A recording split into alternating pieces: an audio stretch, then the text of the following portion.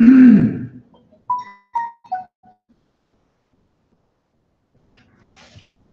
have to apologize. We have to apologize. No problem for me.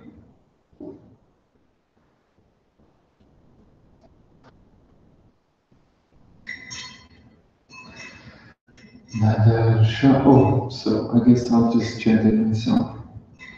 Dadashatatra vijitam daranam Proniyamana Vanimagradham Shrayam Ushnantamakshna Suruchornashkiyam Jahasuchaho Vanagocharu.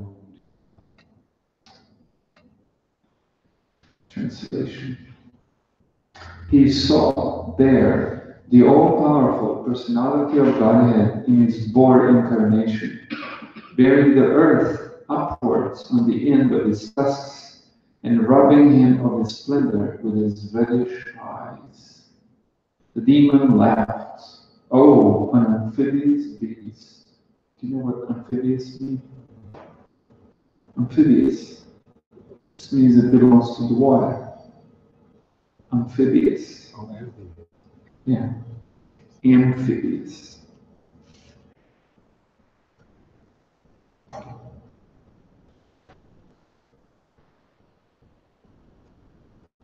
Perfect. In a previous chapter, we have discussed the incarnation of the Supreme Personality of Godhead as Varaha, the boar. While Varaha, with his tusks, engaged in uplifting the submerged earth from the depths of the waters, this great demon Hiranyaksha met him and challenged him, calling him a beast. Demons cannot understand the incarnations of the Lord. They think that his incarnations as a fish or boar or tortoise are big beasts only. They misunderstand the body of the Supreme Personality of Godhead, even in his human form, and they deride his descent. In the Chaitanya Sampradaya, there is sometimes a demoniac misconception about the descent of Nityananda Prabhu. Nityananda Prabhu's body is spiritual, but demoniac persons consider the body of the Supreme Personality to be material, just like ours. Avajanantima Muda. Persons who have no intelligence deride the transcendental form of the Lord as material. Om Jnanatinandasya Vyanandashalakaya Chakshurmilitam Yena Tasmai Shri Gurave Namah Muktam Karoti Vachalam Tambulanagati Girim Yatripatam Bhante Shri Gurum Dinataram Panchakalpadrupesha Kripa Sindhya Patitana Pavanebhyo Vaishnavebhyo Namo Shri Krishna Chaitanya Prabhu Nityananda Shri Advaita Gadadhar Shri Vasadi Gaura Bhakta Hare Krishna Krishna Krishna Hare Hare Hare Rama Rama Rama Hare. He saw there the all-powerful personality of Godhead in his boar incarnation, bearing the earth upward on the ends of his tusks and robbing him of his splendor with his reddish eyes. The demon laughed, oh, an amphibious beast. So when Hiranyaksha, the demon, wanting to fight very specifically the Supreme Personality of Godhead in his incarnation of a boar, when he approached Lord Varahadev, the Bhagavatam says that the beauty of the reddish eyes of the Lord were robbing the demon of his splendor. This is typical when an inferior thing is in the presence of a superior thing, then the superior thing dominates. We see this amongst objects. I remember once I was in India for some 3-4 months, and the last 2 months I was in Sri Vrindavan, and those of you who might have been there know that there's a lot of dust, the holy dust of Vrindavan. And you roll in the dust daily. And I would wash my cloth every day, but such is the nature of that environment that everything becomes grayish all over your clothes. And so like that I spent happily my days in Vrindavan. And then the time came to fly back to Europe. In those days I served in Europe. And so I flew with the British Airways, went to Delhi to the airport. And then I got onto the plane, and then once I was on the plane, I realized how unclean I was. Because everyone around me were not dusty, but I was. My sandals, my cloth, everything was gray. And I couldn't tell that until I boarded the plane. So, like that, when the demon came in the presence of the Lord, just the redness of the eyes that the Lord bore was so beautiful and intense that it robbed the demon of his splendor. Do you know what splendor is? Splendor. Splendor. Like a spark? Yes. Shine. Splendor means something that's shiny. Splendor, beauty means shining beauty. Like that. So the shyness of the demon was dominated by the reddish eyes of the Lord. Sometimes low-class people, low-class in terms of their character, they like to dominate people, other people, by their riches, for example. That's why people like to have expensive things. Phones, that's a big thing. People come into public and then they use their phone, and if your phone's an old flip phone, then it's embarrassing. Then sometimes people, they need to have an expensive phone just so they can show in public, dominate others by the splendor of my phone.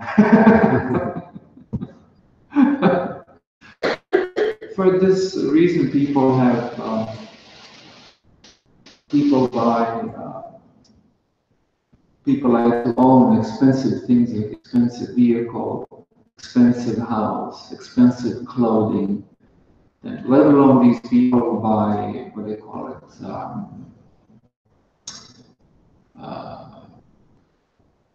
custom-made clothing by famous tailors. What's the clothing called? There's a term for it. I obviously don't buy that kind of clothes. It's ridiculously expensive. You order a pair of shoes and you pay like $10,000. You pay several $1,000s for a shirt, several $1,000s for pants, because it's all custom made. I forget what they call that. There's a term for it. And they use fancy, expensive materials. And it's just one of a kind. It's not that you're going to go out and someone will have the same shirt like you. No, it's a unique made just for you.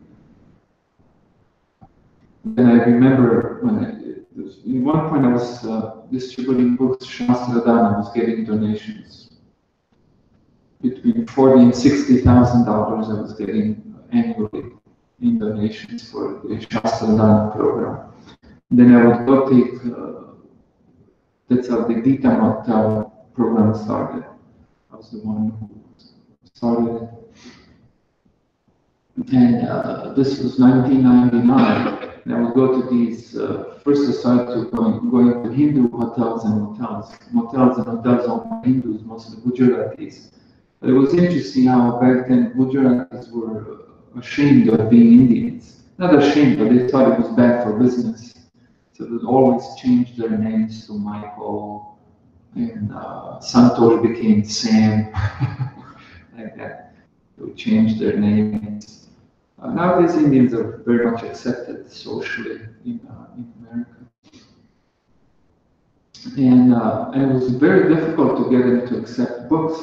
They didn't want to take Bhagavad Gita into their hotels because they thought it was bad for business. But they had Bibles. I was really angry. Come on, you're a Hindu and you have a Bible in your hotel and you don't want Bhagavad Gita. What's wrong with you? But for business, do anything. Business prostitution. And anyhow, eventually I managed to penetrate this this area, and then I started to go to a little bit more expensive hotels, and usually these hotels were owned not by Indians but by other people. You could not meet an owner. Indians typically they own and work at the motel they own. These expensive places were owned by God knows whom, corporations and whatnot. And but still, I would attempt to meet the manager and try to get Bhagavad Gitas in these places. And I remember specifically Beverly Hills. Beverly Hills is a very expensive area to live in Los Angeles. There was this fancy hotel that I went in. And I was dressed as a monk, and specifically as a monk, I never wore silk. This is also handmade. So like that, I always wore some simple clothing. And I came in my sandals old. It was really out of my place. Everyone else was expensively dressed, and there's so much marble everywhere. And then I came to the clerk and I said, hi, and he said, hi, good day, what can I do for you? And then I said that I was a monk, and that I had these Bhagavad Gitas. I would like to place them in your rooms for your customers to read, like they call me if they want to do so, and if I could talk to a manager. And the guy didn't even answer. He did not even answer, didn't even look at me. He just like this, he put his hand on the table so that the sleeve of his shirt went back and he showed his gold watch.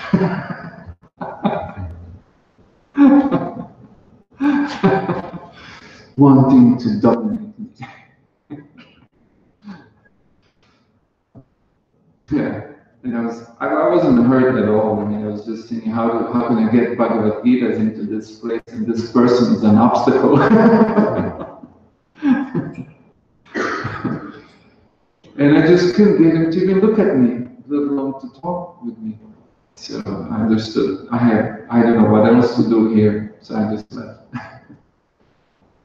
I felt sorry I didn't manage to talk to a manager, but same thing. Of course, Lord Mahadev didn't do this on purpose, even if he did.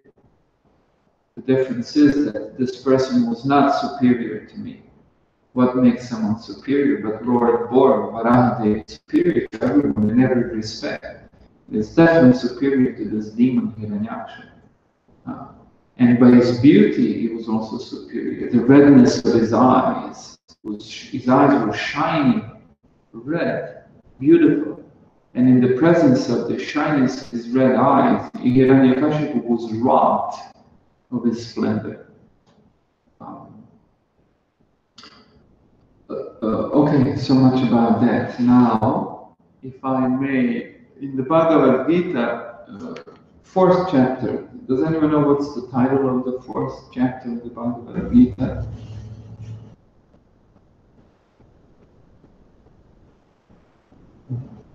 Divyagya, or transcendental knowledge.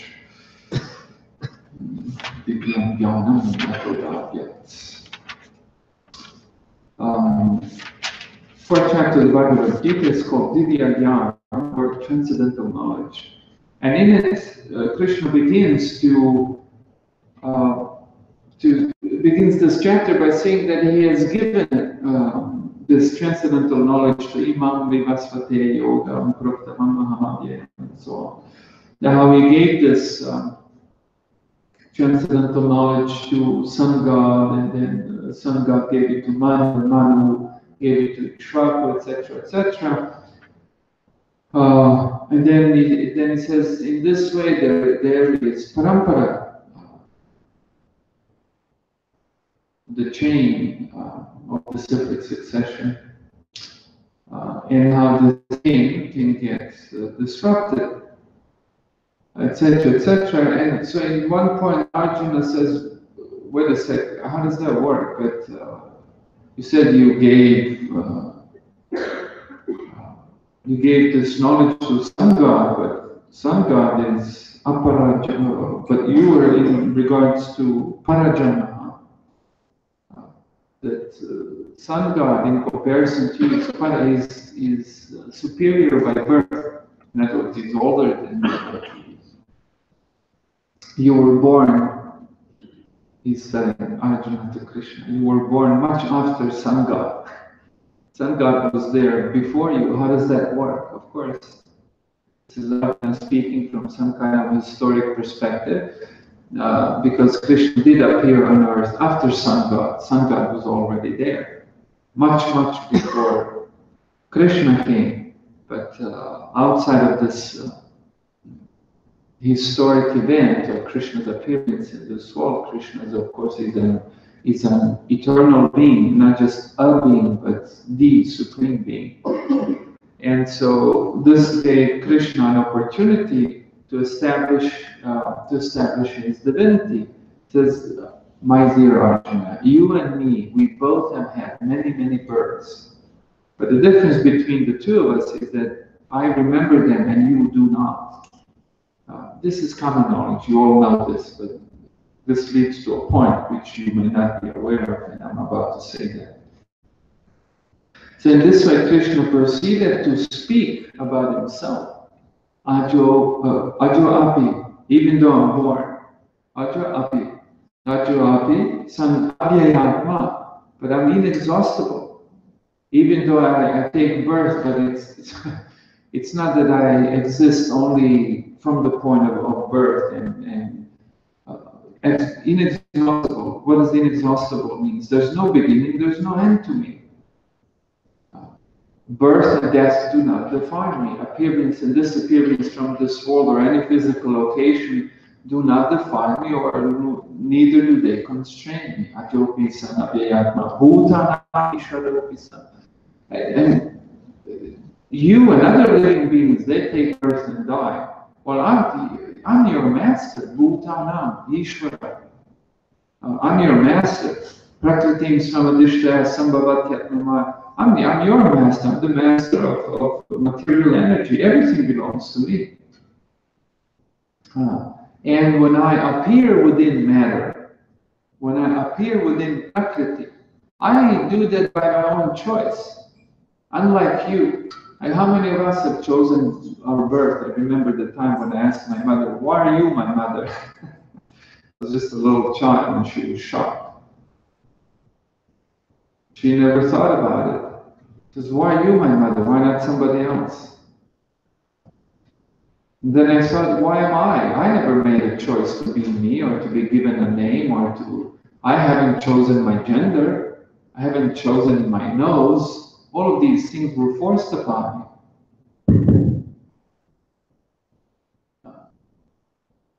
But these things are not forced upon Krishna. Krishna by his own will takes birth, and he takes birth Atma Maya, but not only by his own choice, but by his own internal divine potency. Yada yada hidharmasya.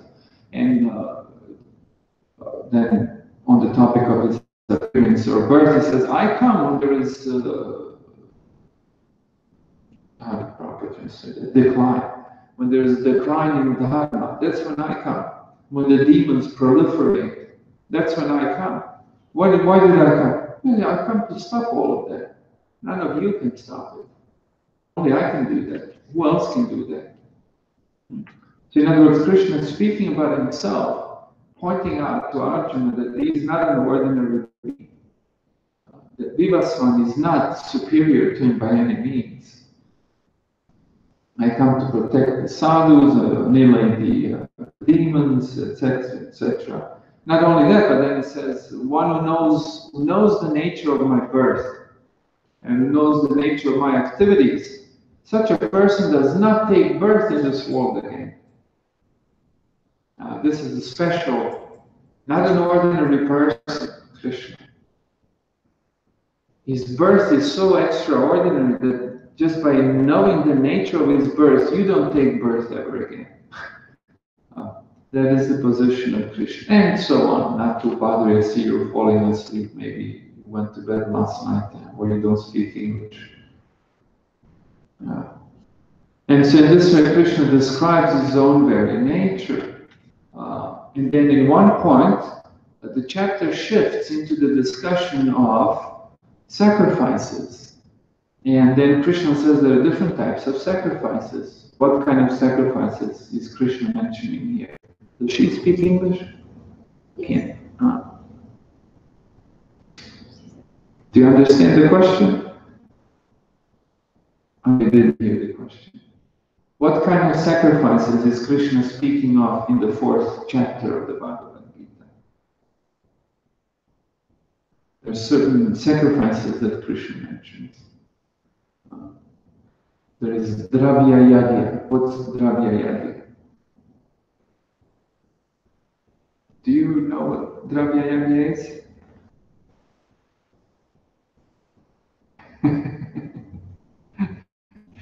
Dravya Yagya is the sacrifice of material possessions. And there is, what other sacrifices are there mentioned by Krishna to Arjuna? And there is the sacrifice of hearing, for example. That's a typical sacrifice for the brahmacharis, Prabhupada says. So there are different types of sacrifices. In other words, now, mind you, if you try not to fall asleep or try to follow. So the first thing, right, Krishna establishes his divinity, special position. And then he goes on to speak, after he has spoken about himself, then he speaks about yagya. Why does he speak about yagya? For 2 reasons. First reason is that yagya is the thing. It is the process, the system, which brings the soul to Krishna. Brings the soul to God. And then the other reason is, and we shall come to that in a second, I won't reveal it just now. So then he mentions that he speaks about yagya, and then he says how there are different yagyas, such as the Dravya Yagya, the sacrifice of material possessions, and there is a sacrifice of time, and there is sacrifice of hearing, etc., etc. The sacrifice of one's mind. What does that mean? That in the fire of sacrifice, one offers his own mind.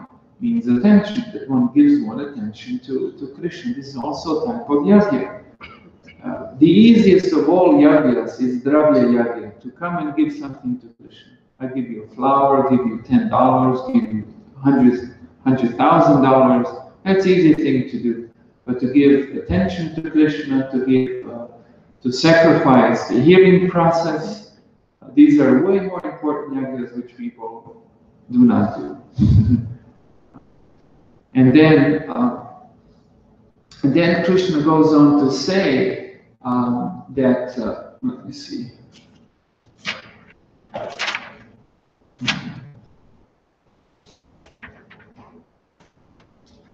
Dravya Yagya, Tapa Yagya, Yoga Yagya, Svadhyaya, Jnana Yagya, the knowledge of one's own position.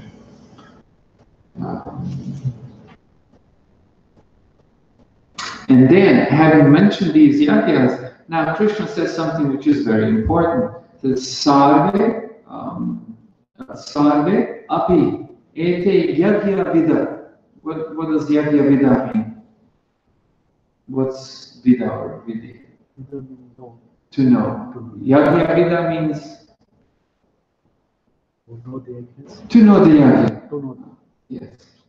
So Sarva api ete, of all of these people, ete, Krishna is pointing to them, Yagya Vida, one who's Yagya Vida, one who understands the Yagya. That's very, not just who performs Yagya, but who understands Yagya. Yagya Kshapita Kalmashaha. To such a person happens what? What happens to such a person? Only to that person. So there is Yagya as a means of achieving Krishna. But if one performs Yagya, but one is not Yagya Vida, if one does not understand what Yagya is, then Yagya Kshapita Kalmasha, then the sinful reactions do not get eradicated. This is a very important point of the 4th chapter of Bhagavad Gita. That's why this chapter is called Divya Dhyan. And here, we're hearing of Divya Dhyan. In other words, without Divya Dhyan, without knowledge as to who is Krishna, what's the nature of Krishna? What's the nature of our responsibility towards Krishna? What's the nature of Yagya? What's the purpose of Yagya? With what attitude should Yagya be done? For what purposes should Yagya be done? Then no sin is eradicated. You have to tell this to all these Indian Brahmins who perform all these Yagyas.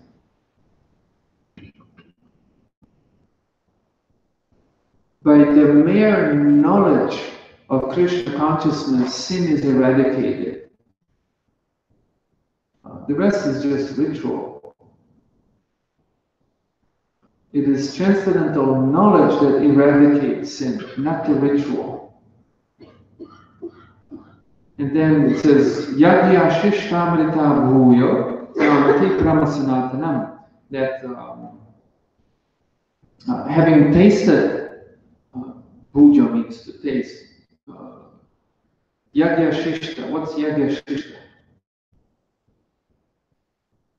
You know Sanskrit a little bit. Yagya Shishta, that's also mentioned in the 3rd chapter of the Bhagavad Gita, Yagya Shishta, that one should eat only Yagya Shishta. If one does not eat Yagya Shishta, then one eats what? Sin. Sin. Very well. So Yagya Shishta means remnants of the sacrifice. So one who enjoys the results of sacrifice, such a person attains Brahman. Brahma Sanatanam attains the supreme, eternal spiritual destination. So, who's the one who tastes the nectar of Yagya? One who understands Yagya. One who understands Yagya tastes the nectar of Yagya. Follow? Your mouth is open like you're shocked. Yeah, I'm trying to know how it applies, because I don't have the background. I'm just thinking, work. You don't have to have a background. I just put it all in one self-containing unit.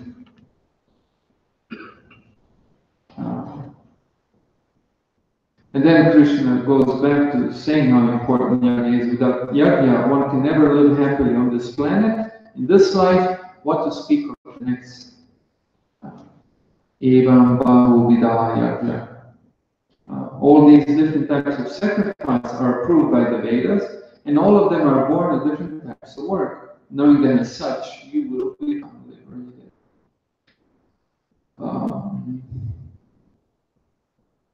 And then Krishna says, O Arjuna, the sacrifice performed in knowledge is better than mere sacrifice for material possessions. Not only that, it says, after all, O Arjuna, all sacrifices of work culminate in transcendental knowledge. What's the culmination of all sacrifices? I just said it. Transcendental knowledge. Culmination of all sacrifices, all yagya is transcendental knowledge. Believe it or not, the purpose of Krishna consciousness is Divya Jnana. Divya Jnana means that we have come to understand, oh, now I know, I have been enlightened. Not a ritual, not to be culturally Hindu or anything. Anyone who promotes this they're out of their mind. They don't even know what the scripture teaches. This is universal knowledge. And the point of all sacrifices, not only in the Vaishnava tradition, but in Christianity, in Islam, wherever you look, the point of ritual is to bring the person to the point of divya jnana, transcendental knowledge. That person comes to know, to understand, to realize, oh, now I understand. I'm a servant of a servant of a servant of Krishna's servant. And Krishna's Supreme Personality of Godhead. I'm a tiny being. Srila Prabhupada, when he started the ISKCON movement, then initially people would come wanting to take initiation, and Prabhupada would ask simple questions. He wouldn't ask, are you eating meat? Are you drinking? Have you stopped doing these things? He would ask, who is Krishna? And a person would say, Krishna, Supreme Personality of Godhead. And who are you? I'm his servant. Very well, we'll get initiated. It's interesting how few people in the religious world know this and live by it. The Bhagavad Gita is just a very sophisticated, elaborate explanation of just this. Nothing more to it. Krishna's Supreme Personality of Godhead, I'm a tiny being, his servant. As a matter of fact, servant of a servant of a servant of his servant. That's it. That's it, folks. And then it says that you should learn the transcendental knowledge by approaching the spiritual master.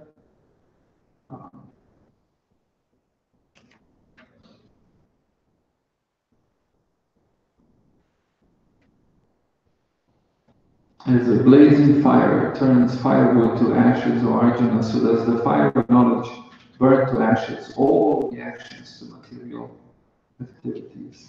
It's not the ritual that burns up activity, results of our activities. It's transcendental knowledge. The point of a blessing, the point of sacrifice, the point of everything, it's realization, transcendental knowledge to understand our position, the position of Krishna.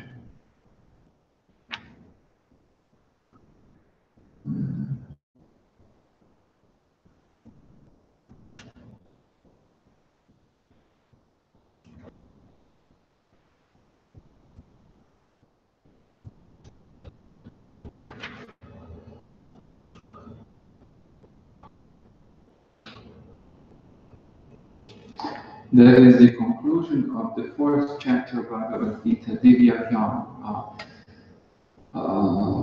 And why am I saying all of this? Because obviously, demons are those who don't understand this, and they don't. A bit of an intense statement, but even many religious people are, in some ways, imbibing a bit of a demonic nature, where they do not, like it's stated in Bhagavad Gita, right, 9:11, I think Prabhupada quoted this, Avajanati Mamuda, Mam Shintanam Ashritam, Paramabhava Majanato, Mama Bhuta Maheshwaram. That Prabhupada wrote a long purport to this. That Mudas or the fools, they don't understand me. They think that my body, when I come in a human form, that this is a physical body. They don't understand my supreme nature. Fools deride me, Prabhupada translates. When I descend in the human form, they do not know my transcendental nature as the supreme Lord of all that be. Duryodhana was also stupid enough to wanted to combat Krishna. He said, yeah, between Krishna and his army, I will choose Krishna's army. Of course. Why do I need just one person? I'd rather have 100,000 soldiers or however many, I don't know how many Krishna had. But Arjuna was very happy. No, I get Krishna. Krishna, the Supreme Personality of God.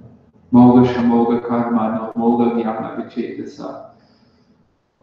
Rakshasi Masurim Chaiva Prakritim Mohinim Shajitaha. And such fools, moga asha, their desires become bad. Moga karmana, their activities become bad. Their jnana becomes bad, their knowledge. Vichetasa, they're confused.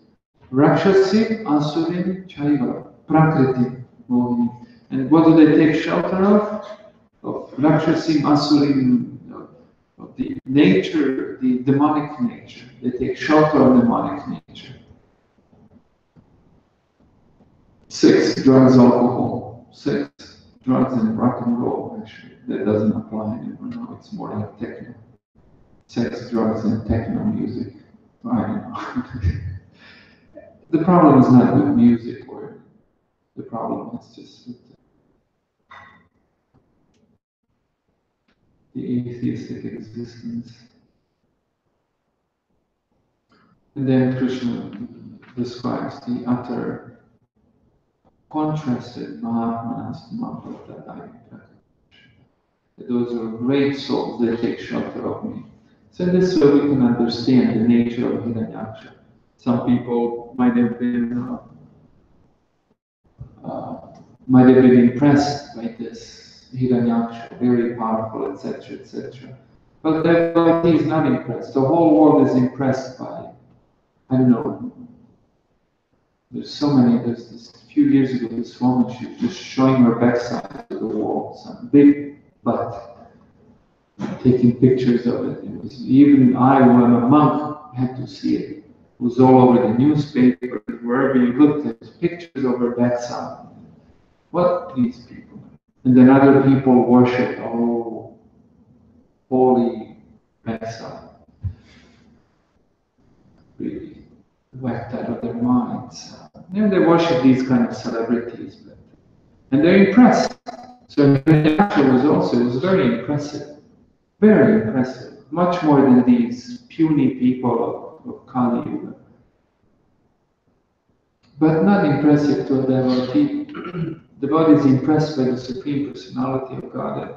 Devotee understands this person doesn't have transcendental knowledge, doesn't understand anything, wants to combat the Supreme Personality of Godhead. He's really pathetic. We should feel sorry for him.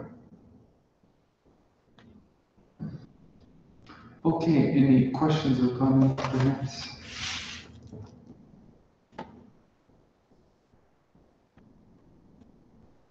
Thank you. You are welcome.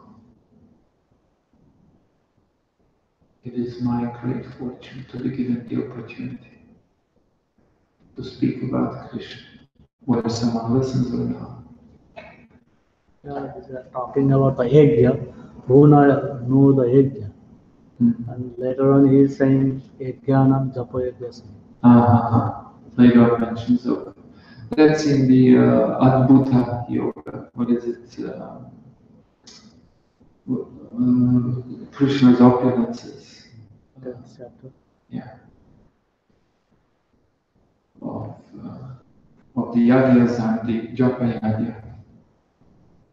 Aishwarya. Adbhut, no, Aishwarya. Aishwarya. Yeah. Aishwarya?